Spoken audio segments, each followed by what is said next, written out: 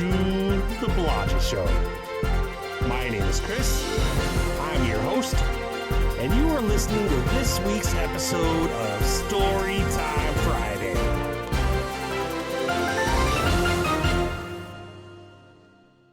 Hey everybody, welcome to this week's episode of Storytime Friday. This is episode 108.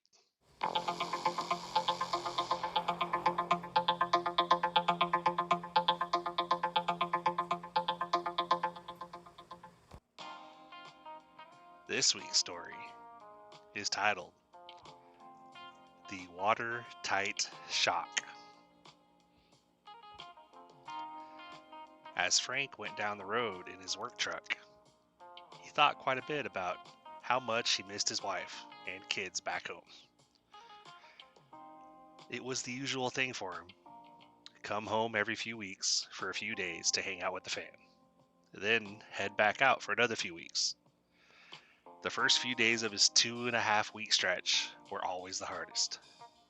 He would find himself feeling incredibly depressed. He found it extremely difficult to not let himself sink to the point where he was thinking negatively about his life. He loved what he did for a living. Driving had always been something that he was good at. Even before he became a truck driver, he would go on vacations with his family. And he would be the one doing most of the driving. It never even bothered him much that his wife didn't really offer to drive. Honestly, whenever he thought about those moments, he found that he really didn't care. He loved to drive, and he didn't even feel like he needed the help to drive. All Frank really cared about, whether he was home or out on the road doing his job, was that his family was taken care of and that they were happy. His own happiness came second to the happiness of all the people at home that he cared for. As he continued rolling down the interstate, lost in thought, he was snapped out of it by the Bluetooth chiming in his ear. Incoming call from Sarah Sal. To answer, say answer. Shit, Frank said out loud to himself as it took him a second to realize what was going on. I'm sorry, I didn't catch that. Incoming call from Sarah Sal. To answer, say answer. The Bluetooth chimed again in his ear. Answer, Frank said, rolling his eyes. Freaking Bluetooth has an attitude, he thought to himself, and chuckled to himself. Love? Hello? He heard on the other end of the line. Sarah, love. Hey, babe, what's up? Frank said. Everything okay? Sarah said. Of course, babe. Why do you ask? Well, Sarah said, when you came on the line, it sounded like you were chuckling about something. Oh, that, Frank said. I was kind of stuck in a daydream when your call came through. I was kind of joking with myself about how sometimes it seems that my Bluetooth has a freaking attitude. What do you mean? Sarah said. Well, Frank began, it's almost like an AI voice in my ear that notifies me about the call. It said, incoming call from Sarah Sal. To answer, say answer. And it took me a second to snap out of my trance, so I was like, shit, answer. And the Bluetooth chimed in my ear. I'm sorry, I did not catch that. Incoming call from Sarah Sal. To answer, say answer. So I immediately I was thinking about my Bluetooth having a bit of an attitude, but instead of saying that, I bit my tongue and just said answer. Wow, Sarah said, laughing. That's funny shit, baby. Yeah, I thought you'd get a kick out of that, my loves, Frank said. So, babe, are you okay? You seem more down than usual when you headed out yesterday, Sarah said. Frank sighed. Yeah, I'm okay. You know I'd rather be there with you and the kiddos. Someday I hope to find something locally that pays somewhere close to what I'm making out here over the road so that I can still drive. But still be able to be home with you every night. That would be amazing, Sarah said. We'd love to have you home every day. It's hard on us as well whenever you have to head out every time. I have never really said anything because I know it's what you love to do. Well, yeah, I love the driving part. I just hate the having to say goodbye and not see you guys for a few weeks. Some days out here, I think that the money isn't worth the depression I go through being away from you guys. Sometimes I think I'd almost say screw it, just take an hourly job and be home with you guys every day, even if it meant I wasn't driving. Sarah sighed. Don't get me wrong, love. I'd be head over heels to have you home every day. But I wouldn't want you to get into a job that you weren't happy about or happy with just to have you home. You'll find something better. Something locally where you can still get to drive and can still get home every night. To have dinner with your wife and kids and to sleep in our own bed. Frank sighed. Oh my gosh, that would be amazing. Someday, love. I'll keep looking. Hopefully sooner rather than later. So anyway, how are you and the kids? Everything good? Yeah, we're good. As you know, they started school again today. Little Erica is officially a kindergartner, and Allison is a big old fourth grader. Can't believe how quickly these kids are growing. Before we know it, they will be college grads and moving out. Empty nesters, can you just imagine? Sarah said. Frank chuckled and then cringed. No. I don't want to imagine them growing up, especially while I'm out here. My hope is that I'll get back there and be able to spend a lot of time with them before they ever get to that point. I'm not in a hurry for them to grow up. Sarah laughed. Yes, of course, you're right. I'm not looking forward to it either. Dreading it even. Why do kids have to grow up so fast? It's like little Erica. I'd be totally fine with it if she just stayed at her current age and we just got to enjoy kindergarten age cuddles with her for a long time. You know they'll get to that age eventually where they want independence, right? Frank laughed. You mean the age where they want to hide in their room and want their parents to leave them alone? Yeah, that's going to really suck. Sarah laughed. You're right. I'm dreading that stage as well. Anyway, love, I just thought I'd call to check on you. If you ever feel down because of being away, just call me, okay? Frank chuckled. You know how I am, babe. I'm that strong trucking man that tries to not show any weakness. Sarah laughed. Yeah, I know how you are, baby. But I need you to know that you're not alone. I mean, yes, you're physically alone out there, but you don't have to shoulder this all by yourself. I mean, you and I feel the pain and struggle together when you're gone just as much, we feel as much as you do. I'm always just a phone call away, even if it's just to talk for a few minutes, to hear each other's voices. We'll get through this. I got your back, baby. You know that, right? Frank sighed. Yeah, I know. I will. You promise? Sarah said. Yes, my love, I promise. The same goes for you. You call me whenever you're feeling like the separation is getting too much for you as well. I got your back too, just like you have mine. Deal, Sarah said. So I'll let you go. I got to get over to the school to pick up the kids. Talk later? Of course, Frank said. Love you. Love you too, Sarah said before ending the call. Frank took off his headset and set it back up in the dash, and then wiped a tear from his eye. The first few days of being back on the road were definitely the hardest. He tapped a button on his phone, and the phone chimed at him and brought up a text message, or text box with his wife's number. Miss you already, babe. Can't wait till I see you all again in the next 2 weeks. Send. Message sent, he heard the automated voice say. A minute or so later, his voice chirped. Play message, Frank said aloud. Playing message. Message from Sarah Sell. Message. Miss you too, baby. I can't wait either. You got this. Frank switched his radio over to Bluetooth and then turned on one of his podcast apps on his phone and hit play.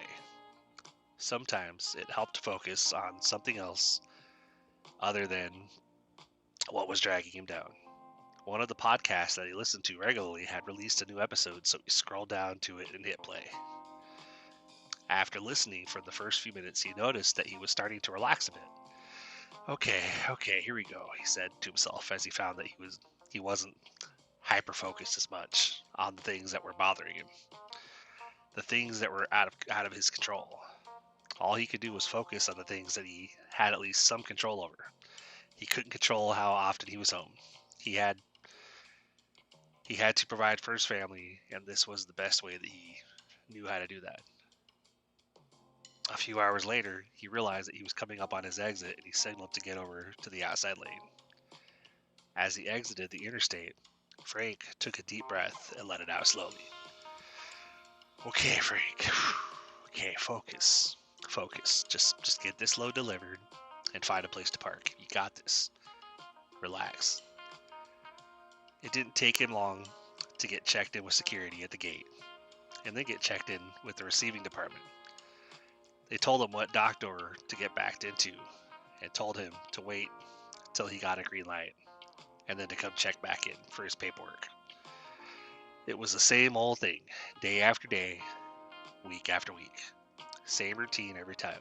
Pick up at one customer, deliver to the next customer, find a place to park for the night, grab a shower, grab some food, maybe do laundry if he needed to, and then close the curtains in his truck and retire to his bed, the sleeper area of his truck, and get as much sleep as he could before getting up to do it all over again the next day.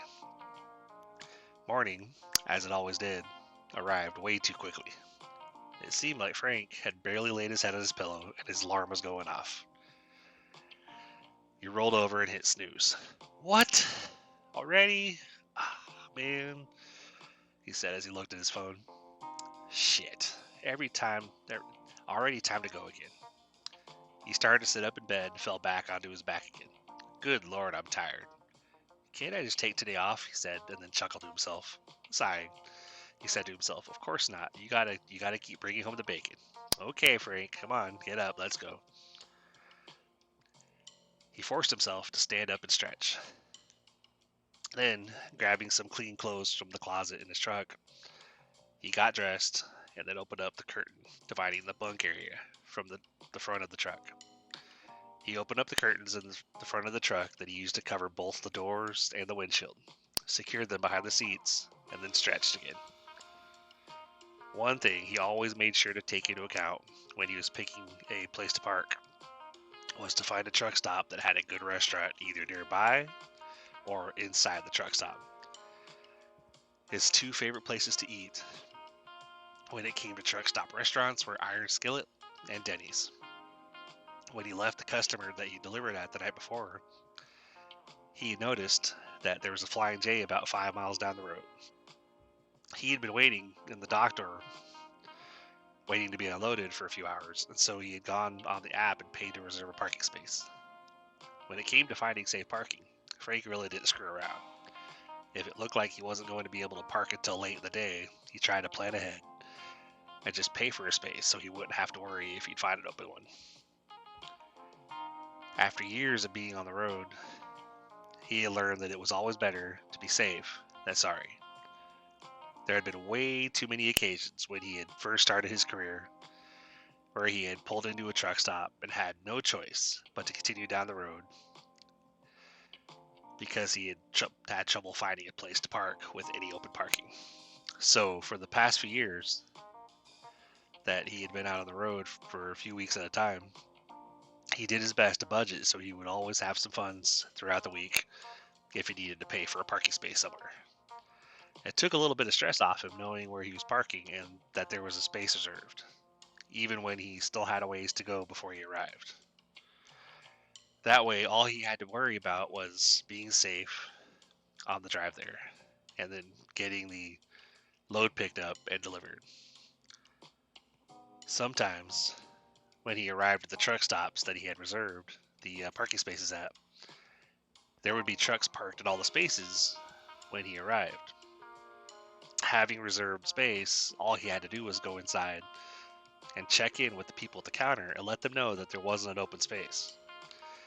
The employees inside would have to go out and determine which truck was parked without paying, and they'd make them leave. Frank would then back into the newly opened parking space. Then he'd go through his nightly routine: food, shower, laundry if needed, and bed. Most nights, it was at least food and hit the bathroom and then head back to the truck to go to bed. Maybe a shower if it was needed and if he had the energy. Laundry was usually a once or twice a week thing. It was worse when he was working on a college degree online. He would park and do whatever he had to do. Then he would get online for a few hours and do his college assignments and then go to bed. It resulted in him barely getting 5 or 6 hours of sleep a night before having to drive the next day. When he finished his associate's degree, he began a bachelor's in education degree. He got a few months in and then decided that he just couldn't deal with the lack of sleep anymore. He called and talked to his college representative and told them that he decided to withdraw from the program for right now, and that he had to focus on his job and his family. He climbed down out of the truck, locked his doors, and headed inside to the Denny's restaurant. One of his favorite breakfasts to order was the Philly cheesesteak omelet. He actually loved omelets in general, but whenever he came to Denny's, he usually went for the Philly cheesesteak omelet. Thank you for choosing Denny's. I'll be your server. What can I get for you? Hey, yes. Hey, I'll get the Philly cheesesteak omelet. Can I add extra mushrooms and add some grilled onions and green peppers to that, please? Frank said. Of course, the server said. Would you like to add any extra cheese to that as well? Sure, why not? Frank said. Sure thing, the server said. Hash browns or toast? Hash browns, please, Frank said.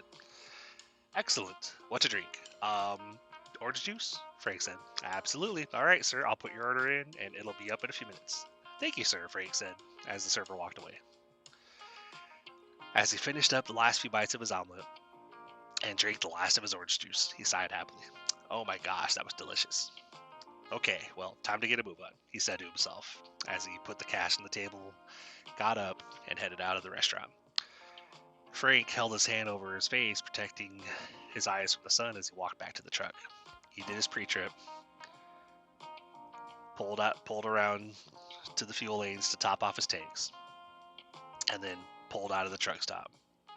His next load was about an hour away, and then it was a long trip to where he was delivering, and so he knew he needed to make as good a time as possible.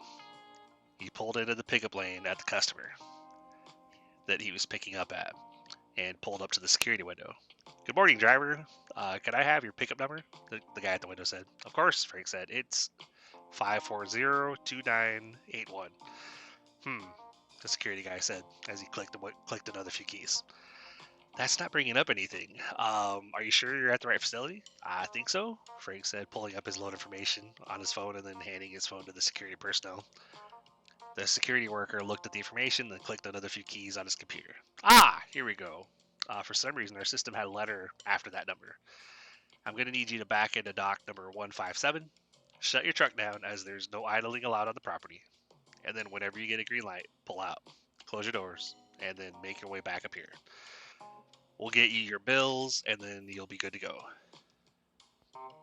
That sounds great. Thank you, sir, Frank said as he started to pull away. He backed his truck into the dock and then shut his truck off. Thankfully, it was still a bit early in the day, so it hadn't gotten too warm yet. He wasn't worried about the cab getting too hot.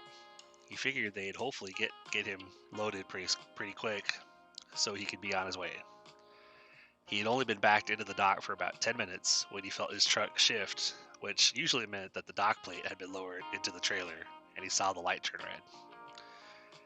He climbed into the bunk and lay down, figuring he would just rest for a few. As he lay there, he felt the very familiar shift of his truck as the forklift started driving in and out, loading the pallets onto his trailer. Frank dozed off for a bit and was jolted awake by the shift of the truck as the dock plate was lifted out of the trailer.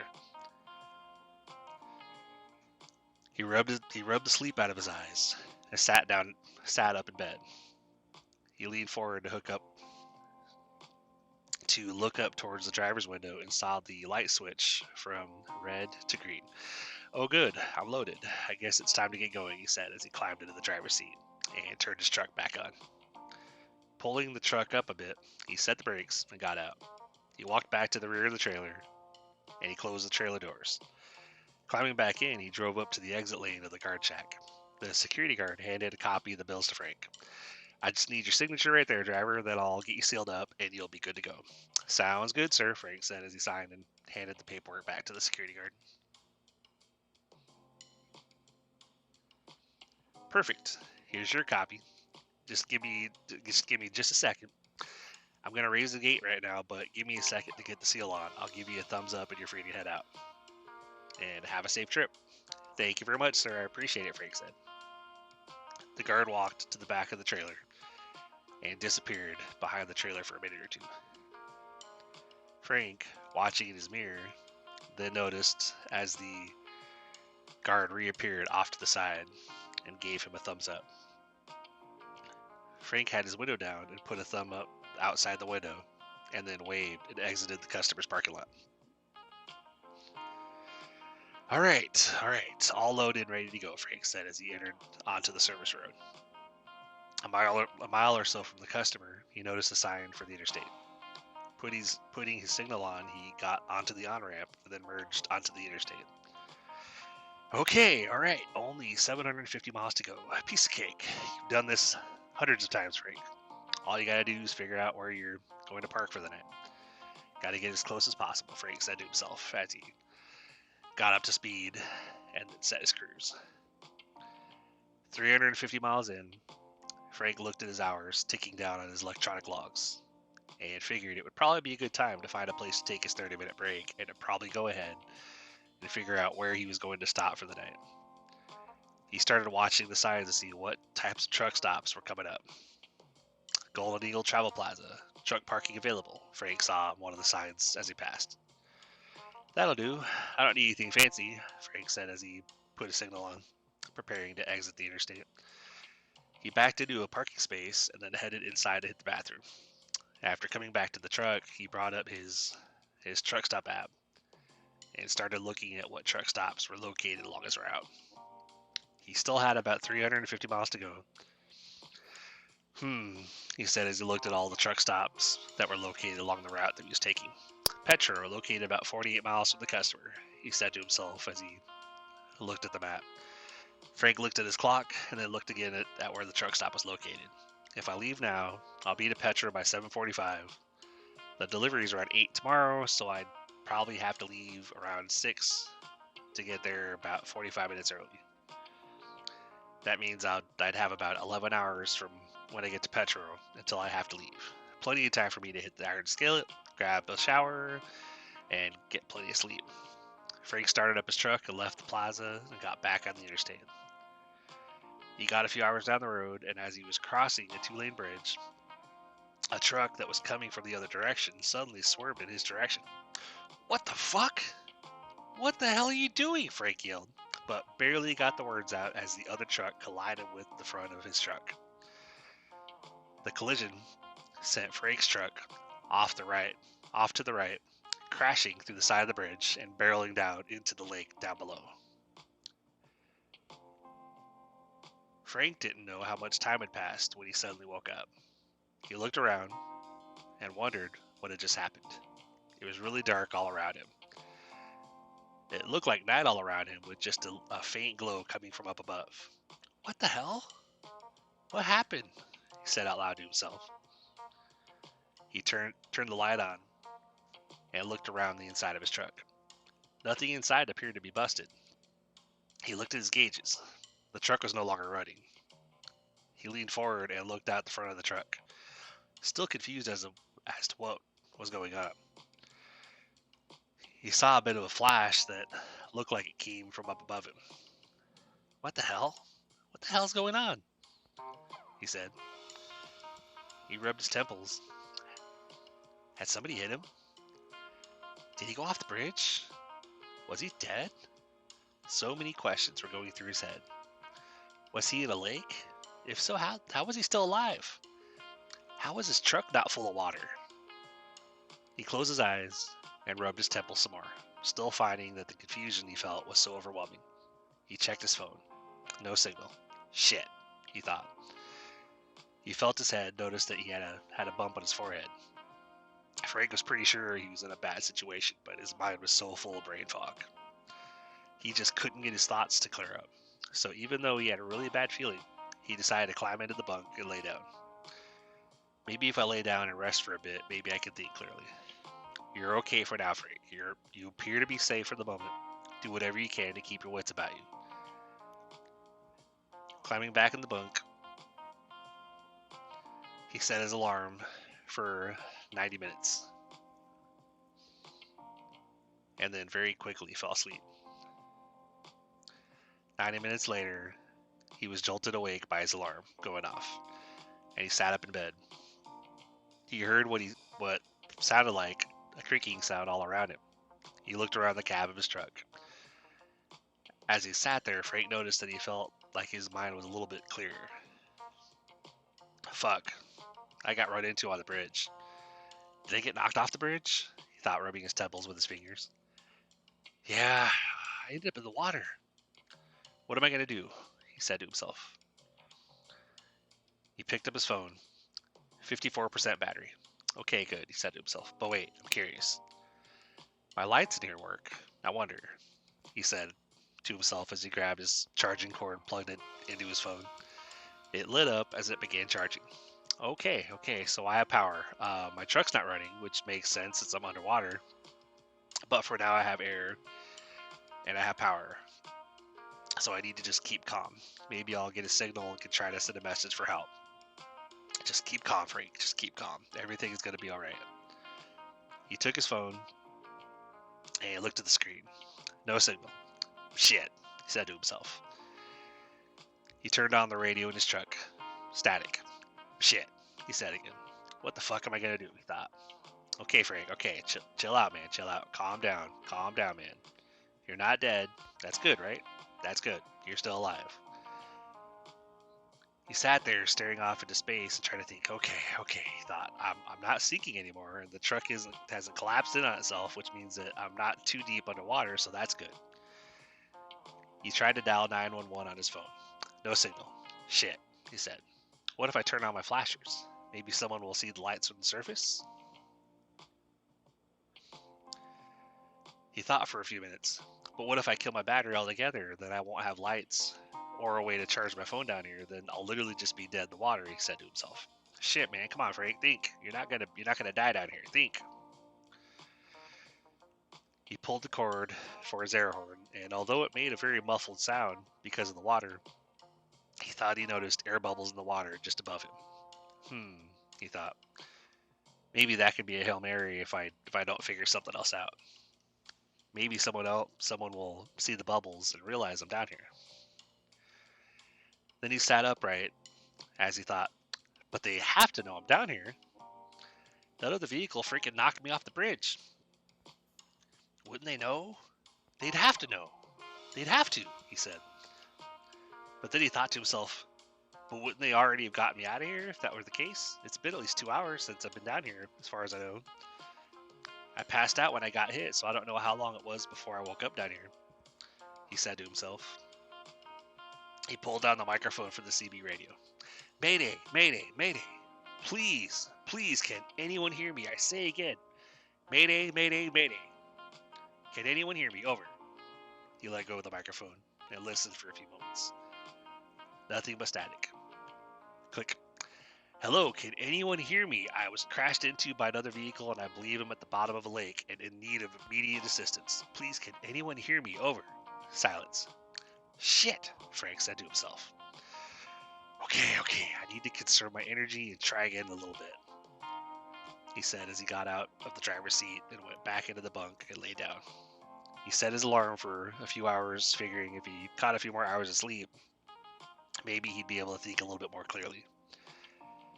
He shut his interior lights off so that he would conserve his truck battery.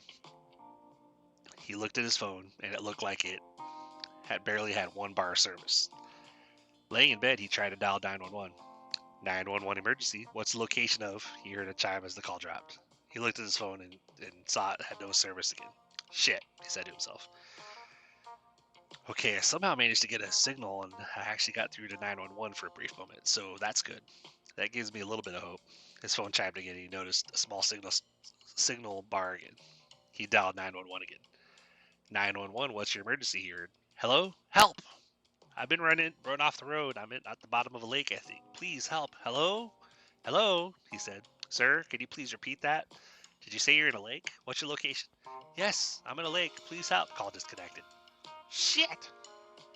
He said. Okay, I'm going to take my own advice and get some rest. I'm not doing myself any good right now. I got through to 911. Maybe now they will realize that something has happened and that someone is down here. He put his phone on the charger and then covered himself up with his comforter and went to sleep. Breaker 19. I repeat. Breaker 19. I'm trying to reach the driver of the lake. Driver, can you hear me? I repeat. Breaker 19. Breaker 19. Driver of the lake, if you can hear me, come in. Over. Frank was jolted awake by the sound of his CB radio blaring over the internal speakers. He scrambled to the front of his truck and grabbed the microphone. Hello? Hello, can you hear me?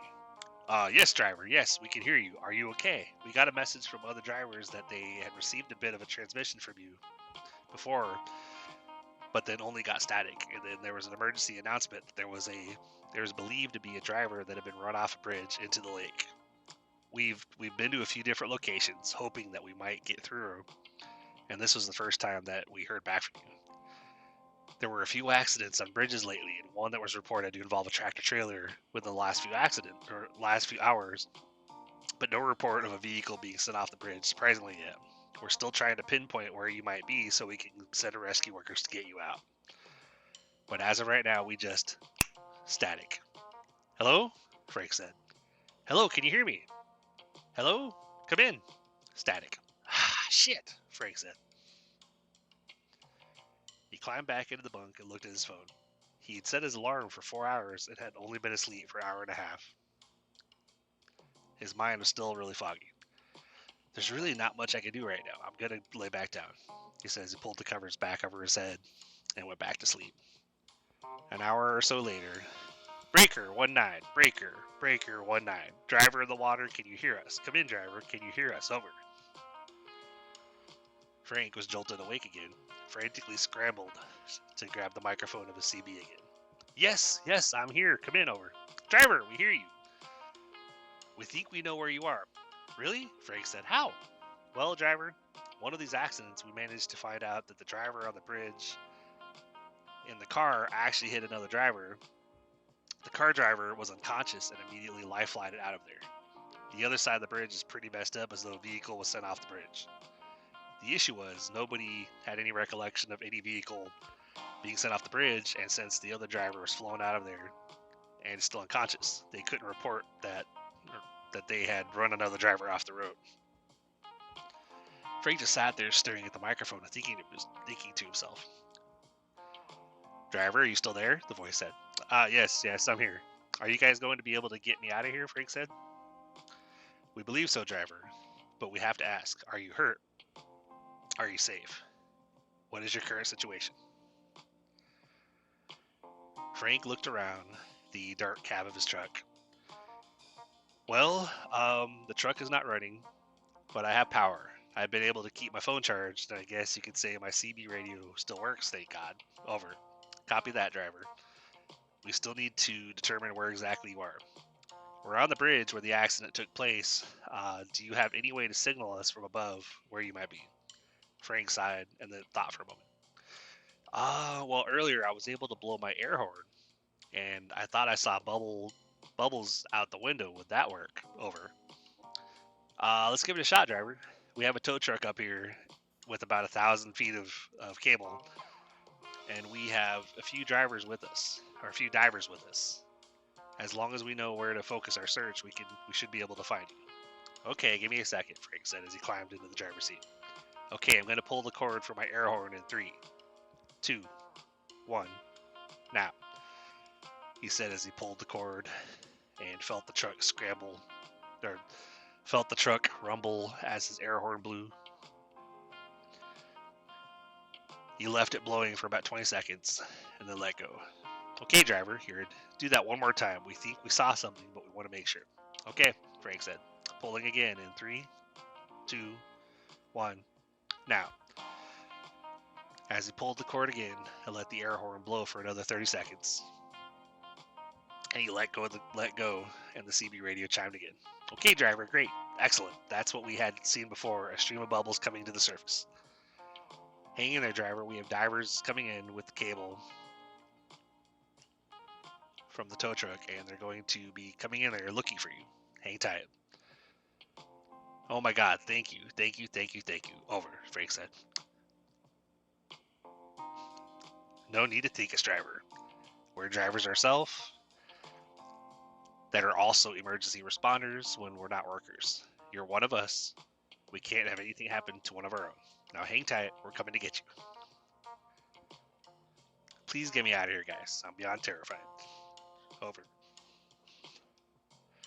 We're gonna get you out of there. Hang tight, driver. Over. Frank hurt. Frank sat back in his seat and wiped the tears from his eyes as he thought of his wife and kids. He just could not imagine the idea of him never making it home to them because of this. He sat there for what seemed like forever, just staring out of the windshield, when he noticed a light in the darkness. It looked like it was approaching the truck. As he sat there watching it, the CB radio went active again. "Driver, are you there? Come in, over." Frank grabbed the microphone. "Yes, I'm here. Can you hear me?" "Yes, driver, I can hear you." "Our diver is radioing back to us that they think they might have found you. Are you seeing anything down there?" Frank replied on the radio. "Yes, I'm seeing a light approach. It's a little bit away, but it looks like it's coming towards me." "Copy that, driver. Is there anything you can do to signal the diver to where you are?" Frank replied on the CB. "I can flash my lights. I did it when I first ended up down here. Will that help?" "Yes, driver. Flash your lights. Let's see what happens." "Okay, flashing them now," Frank replied as he flashed his lights on enough. A minute or so went by, and he noticed that the light off in the distance started coming towards him a little bit more, noticeably now. "Driver, the diver said he is pretty sure he saw your lights and is heading your direction. Hang tight. When he has confirmed your location, he has a beacon attached to him that he is going to deploy as soon as he's right on top of you. It will float to the surface, and they will know exactly where to drop the cable." "What happens after they drop the cable?" Frank asked. The diver will attach it to your truck so they can pull you up." "Okay," Frank said, "but I have a fully loaded trailer. I'm 80,000 pounds. Will they be able to pull me up with that weight?" "Driver, they may not be able to pull you back up to the bridge, but they will be able to pull you up enough to get you to the surface so they can get you out of the truck safely. They can worry about your truck and load later. It's your life that's most important." "Okay," Frank said. "Thank you. Please get me out of here." "We're coming, driver. We're not going to leave you behind. Hang in there," the voice on the radio responded. Frank watched as the light got closer and closer. Then was right outside the front of his truck. It shined on his windshield and then motioned left to right. Frank grabbed his phone and turned his flashlight on and shined it left to right. The light outside went off and on a few times and then seemed to move up towards above the truck, where Frank couldn't see. "Okay, driver," Frank heard on the CB. "In a few minutes, you should feel something outside your truck. Don't panic, it's just us working to bring you up." "Copy that," Frank said. "But I'm just curious, why can't you just get me out down here and bring me to the surface?" "Driver, we would, but you're about 60 feet down. We don't know if we could break your window and get you to the surface quick enough before you drown. So they are going to pull your truck up to the surface, get you out first, and then they will figure out what to do about your truck and trailer afterwards.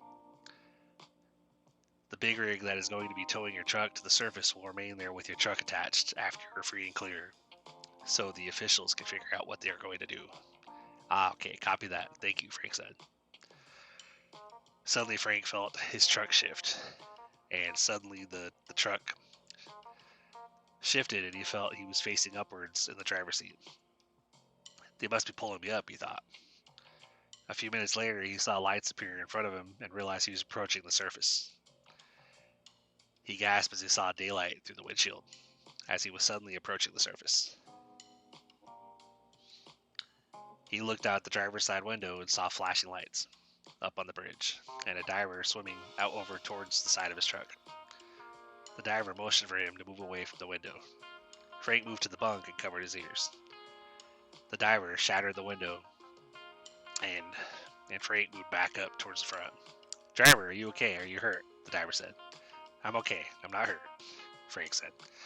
"Excellent," the diver said. "I've got another line here.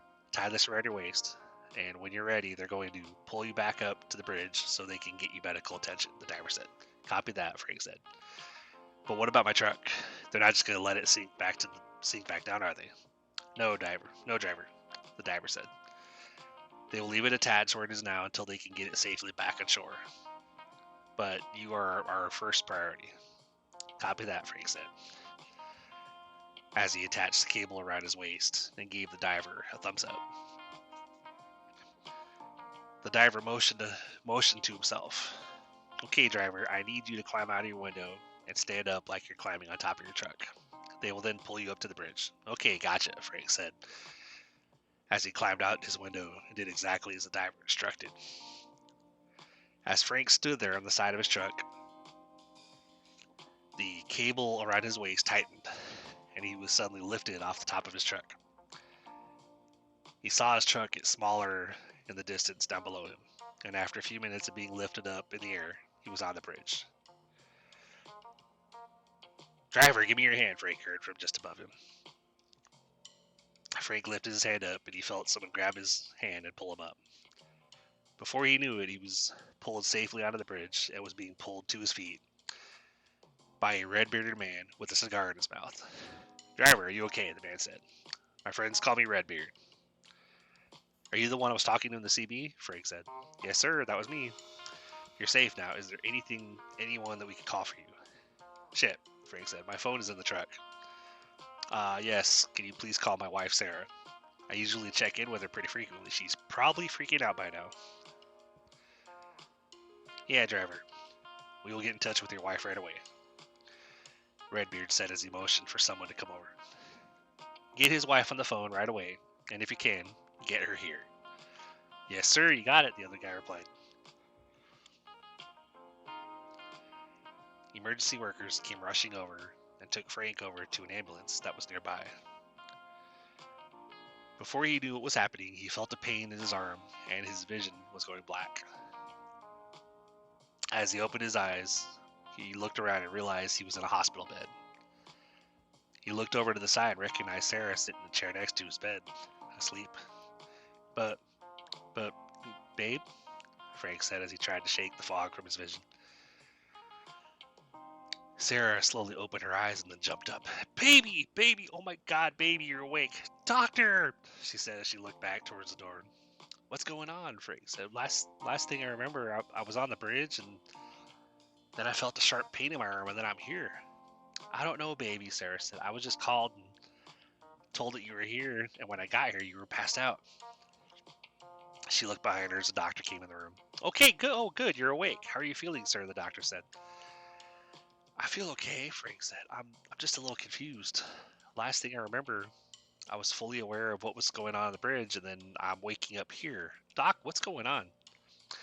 Well, Frank, what I was told was that you seemed to be in shock when they got you out of the water, and then they got you in the ambulance and gave you a sedative, and then you're here, or then here you are. Okay, Frank said. And how long have I been out? You've been out for about 2 days, Frank. The doctor said. 2 days? Frank said. But from what I can remember, I was completely aware of what was going on. Why was I all of a sudden out for 2 days? Well, Frank, the doctor said, all I can tell you was what I was told, that you appear to be in shock. Honestly, don't know. The important thing is that you were rescued and that you were safe. The doctor looked over at Sarah. I'm going to leave you two alone now. I believe you're pretty much out of the woods. I'll let you two catch up. Thank you, doctor, Sarah said as she took Frank's hand again. Baby, Sarah said. I was so fucking worried. I hadn't heard from you for hours, and I just knew something was wrong. You told me you had paid for a place to park, and then the last message I got from you had said that you were a few hours away from where you were going to shut down, and then nothing for a long time. What I heard was it was early morning the next day when they got you out of there. Sarah covered her face with her hands. I just could not imagine if they had not... She buried her face in her hands, trailing off. If they had not found you. If they were still out there looking for you. If I still did not know where you were. She looked away. If I had lost you, Sarah said, burying her face in her hands and breaking down crying. Baby, Frank said, reaching over and taking her hand in his. I'm here. I didn't leave you. I'm okay. Yeah, but what if you weren't? Sarah said, sobbing. What would I tell the kids? What would I tell them? How would I tell them that their father is coming home? Frank squeezed Sarah's hand. But you don't have to because I made it out. I'm not going anywhere, baby. In fact, I don't think I'm going to go anywhere ever again. What do you mean? Sarah said. Honestly, babe, Frank said. After what I just went through, I think I'm going to take a local job. Being at the bottom of that lake, I wondered if I was going to make it out of there. I wondered if anyone was going to find me.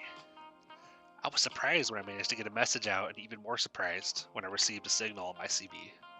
If that hadn't happened, I'd probably still be at the bottom of that lake in my truck. I can't do it anymore. I can't take that chance. I'm done. Wait a minute, Sarah said. So are you saying you're coming home? Yeah, I think I am, Frank said. I can still drive trucks even if I do it locally. I can't take the heartache of being away from you and the kids anymore. And after what just happened, I can't risk something happening to me while I'm out there. Oh my God, baby, Sarah said. Me and the kids will be so happy to have you home.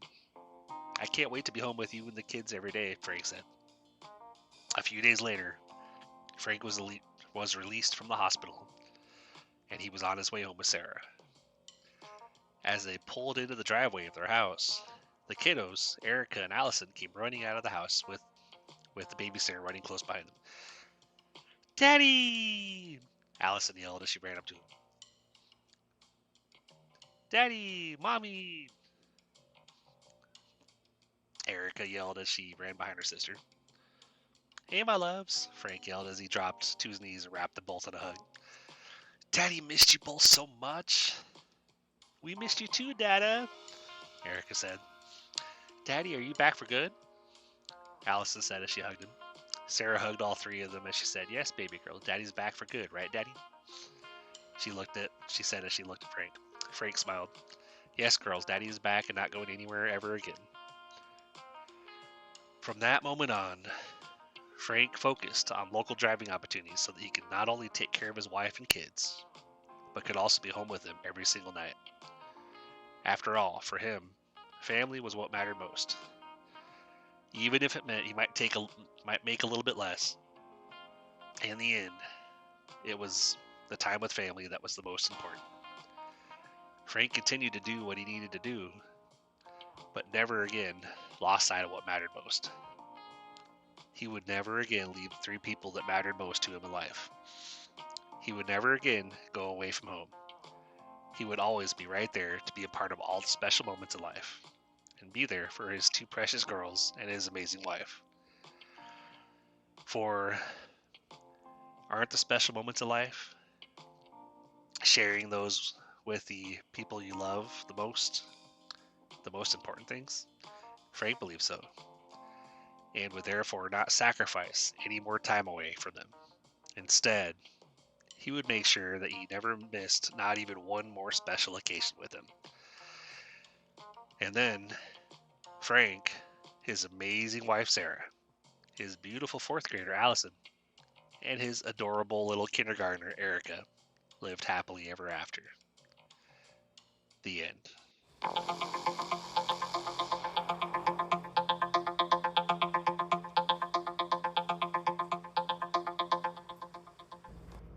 Welcome back, guys. Again, as always, appreciate you being here, and welcome back again to Storytime Friday being back. I apologize for having gone away for a few weeks, but as you can tell, I am doing my best to get back in the swing of things. Been getting on my computer and writing pretty much every day, and working on things, and not only working on getting stories for Storytime Friday, but getting the book projects, getting work done on those. Things are coming along pretty nicely, but yeah, so I hope you guys enjoyed this week's story. The problem I had was, as you guys might have got it, there are times where telling the story I got emotional myself, but I also try to use that kind of in certain parts of the story where the characters are going to be emotional anyway. So I thought it ended up pretty good. Hopefully, whenever I get to listen, whenever this episode officially goes live and I get to listen to it myself to make sure everything is good, everything sounds good. I get to listen to the story and be like, well, I mean, obviously I'm not going to re-record it. The story's recorded, but I'm hoping that you guys liked it. So, anyway, but yeah, so I already got another story started for next week. So my plan is to start trying to get 1 or 2 stories written a week, so that way I can start being, planning ahead, having, episodes already recorded, edited, scheduled, and ready to go. So that way, from here on out, God willing, we'll be back to the Real Talk Tuesdays and Storytime Friday routine. So, but anyway, to kind of close this out a little bit. I know usually I would do the shout outs, the little promotions or whatever, as far as like the digital marketing and all that stuff. But I mean, if you guys want to see what I'm doing, pretty much go to blodgetshow.com/promotions, or just go to blodgetshow.com and click the drop down menu and click promotions, and you can check. It's got a bunch of links out there that you can check out. But one important one that anybody if you like what you hear and you love to support the show, feel free to go to blodgetshow.com/support and can support for as little as $1 per month, or even a one-time contribution and stuff. But for the Real Talk episode, I will let you guys know what's kind of gone on this week. But right now, kind of late in the morning after having worked all night, so I figure I wanted to get this recorded before going to bed, so that way I can get it scheduled to actually post when it's supposed to post. So anyway, y'all, you know what I always like to say: keep pushing forward, keep believing, believe you can, believe you will, and you're already halfway there. And then you just have to go out there and do it. We only fail if we quit, give up, and walk away. So as long as we, it's like that example I like to use about the like Thomas Edison finding that he didn't fail 1,000 times trying to get the light bulb to figure out the light bulb. He just figured out 999 ways it didn't work, and then on the 1,000th or 1,000th attempt, he figured it out. So as long as you fail, you get back up, you fail again, you get back up, you fail again, you get back up, and you just keep going. No matter what your dreams are, no matter what your goals, no matter what you're trying to do, as long as you keep pushing forward and working towards it, it might take years. I'm not gonna lie, it might take years. We're still renting an apartment, and my wife and I have been married going on 18 years, and I know that I believe that within the next 2 years that hopefully at max, but it won't be any longer than 5 years, but I'm hoping within 2 years I will be in a position that can get us officially out of being renters and being homeowners. And hopefully by then, with what I'm actively working on the writing projects, hopefully by then I'll also be a published author. You guys will have some actual volumes, some actual books with the Blodgett Show podcast short stories that are actually published that you can literally buy and have physical copies or ebooks, it depends. It's all new territory for me because I've never actually been a published author before, but I've had a lot of stuff written and a lot of ideas and stuff. So now I am not sitting on it anymore. Now I am not procrastinating anymore. I'm like, you know what? I was like, I don't want to sit around and say someday. I want to make that someday a reality. So I'm actively doing stuff every day, even if I can only do a little bit. But that's all that matters. Baby steps. One foot in front of the other, one day at a time, 1 week at a time. A little bit here, a little bit there. Until you finally get to where you want to go. So anyway, guys, I hope you guys enjoyed this week's story. Feel free to drop me a line to let me know what you think, or to give me any ideas for future stories. That's part of the struggle as a writer, sometimes, you know, we might sit there and stare at the screen and be like, and have that creative block, like, all right, what do I want to, you know, like, what do I want the next story to be about? And I have to think for a minute. Sometimes I can, and then it'll come to me and I'll just start flowing. But blogtheshowpodcast@gmail.com. Feel free to drop me a line. Let me know if you have any story ideas. Let me know if you have any suggestions for Real Talk Tuesday topics. Or if you just want to say, hey, I had one person that actually emailed me and all they said was, I love you. And I said, I appreciate that. Thank you for your message. I don't know where they emailed me from, but that was like literally my first message after like 8 months of having the podcast up. I finally got an email like, cool, hey, that's awesome. Appreciate it as always, but anyway, guys, I'll let you go with that. But you know, keep pushing forward, keep believing, keep doing what you gotta do, and I will talk to you guys again on the next episode, which will be Real Talk Tuesday.